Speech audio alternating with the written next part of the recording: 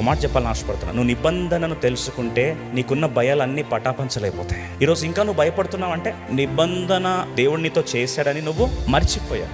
మొట్టమొదటిగా యేసుప్రభువు వారి యొక్క రాక గురించి ప్రకటించడానికి దూతలు వచ్చి అనౌన్స్ చేసిన ఫస్ట్ అనౌన్స్మెంట్ ఏం తెలుసా? భయపడకుడి, నేడు మీ కొరకు రక్షకుడు పుట్టి ఉన్నాడు. నిబంధన జ్ఞాపకం చేసుకుంటే ఫస్ట్ న్యూస్ ఏంటంటే భయపడొద్దు.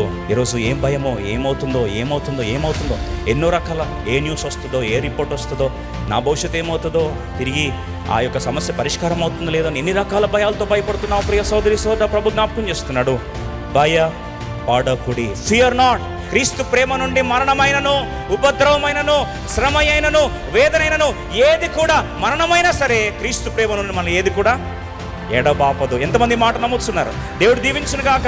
ఆ ప్రేమ ఉన్న దగ్గర భయం ఏమవుతుంది? పారిపోతుంది.